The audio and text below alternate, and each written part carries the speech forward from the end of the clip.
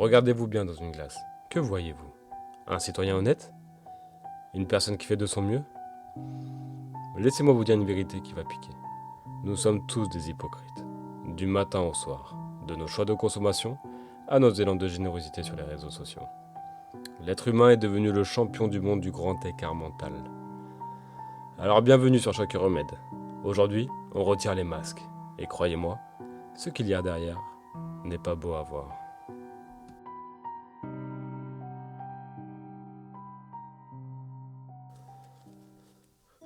On commence notre rapport aux animaux. Et vous allez voir, c'est fascinant. Une vidéo d'un chaton abandonné sur Facebook? Et voilà la France entière en larmes, prête à réclamer la peine de mort pour le coupable dans les commentaires. Puis vient l'heure du dîner.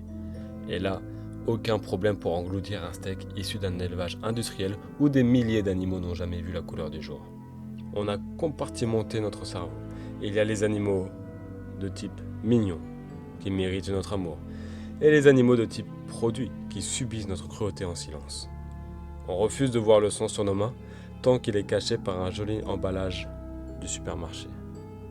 Passons maintenant à ma catégorie préférée, les sauveurs de la planète. Aujourd'hui, pour être un bon citoyen vert, il faut rouler en SUV électrique, un monstre de 2 tonnes 5, bourré de technologie. On se donne bonne conscience à la borne de recharge, en oubliant volontairement que la batterie a nécessité l'extraction de métaux rares à l'autre bout du monde, souvent par des gosses payés une misère dans une mine de cobalt crasseuse. On trie nos bouchons en plastique avec une rigueur militaire.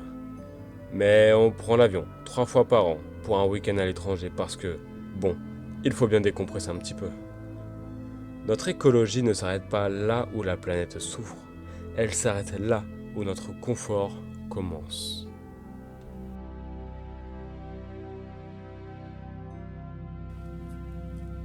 Et que dire de notre militantisme numérique, le fameux slogtivisme?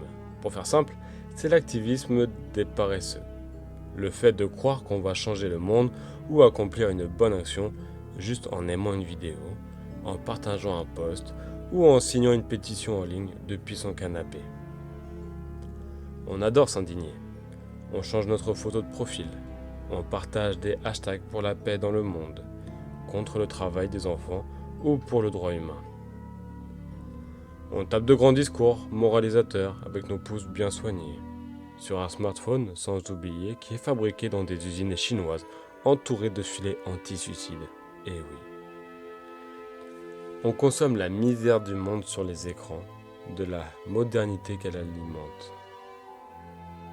Notre compassion virtuelle est gratuite. Elle ne nous coûte rien. Et surtout, elle ne change rien. Elle sert juste à dire au monde « Regardez comme je suis quelqu'un de bien ». S'il y a bien un domaine où l'hypocrisie humaine atteint des sommets, c'est notre quête obsessionnelle de la santé et du bien-être. On télécharge des applications pour compter nos pas. On achète des produits bio emballés, dans 3 couches de plastique.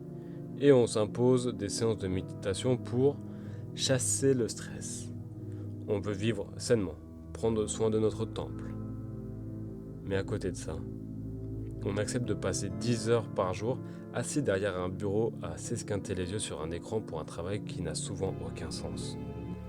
On détruit notre santé mentale au nom de la rentabilité pour ensuite payer des fortunes en compléments alimentaires et en retraite de yoga afin de réparer les dégâts. On se détruit à petit feu pour gagner l'argent qui servira à soigner les maladies que notre propre mode de vie a provoquées.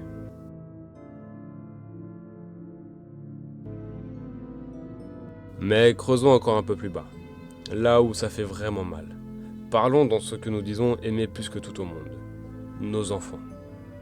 Quels parents ne répètent pas en boucle « Je veux le meilleur pour mes enfants, je fais tout ça pour leur avenir ». On les surprotège, on stresse au moindre dixième de fièvre. Et ne croyez pas que je vous donne des leçons de là-haut, je sais exactement de quoi je parle, j'en ai moi-même à la maison.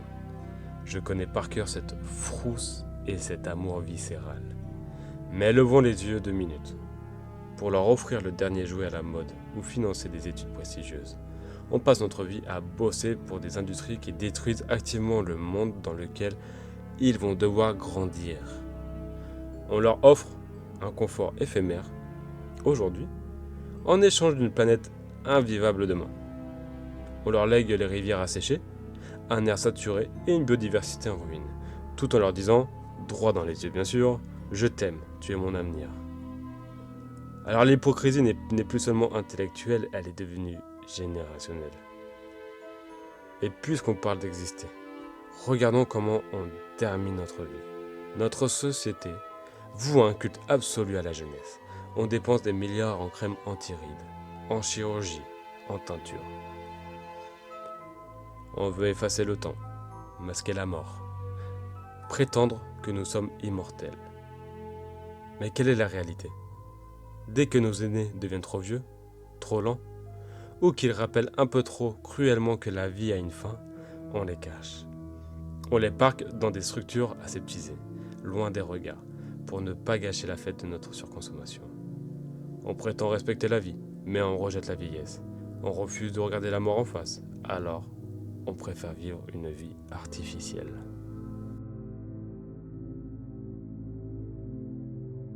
Alors on fait quoi ? On baisse les bras ? On accepte d'être les figurants d'une mauvaise farce en attendant la fin ? Non, sûrement pas, non. Le remède à toute cette hypocrisie ne demande pas des milliards, ni de technologies futuristes, ni de grands discours sur les réseaux sociaux. Elle demande une seule chose, le courage de la cohérence. Arrêtons de vouloir paraître parfait. L'hypocrisie se nourrit du regard des autres. On achète des choses pour impressionner des gens qu'on n'aime même pas. On affiche des valeurs virtuelles pour se rassurer. Le premier remède, c'est de couper le sifflet de notre ego. Moins de likes, plus d'actes. Ne dis pas ce que tu penses du monde, montre-le dans tes choix silencieux. On sacrifie notre santé au travail et on parque nos anciens parce qu'on court après un train qui va trop vite. Le remède, c'est de reprendre le contrôle de notre temps.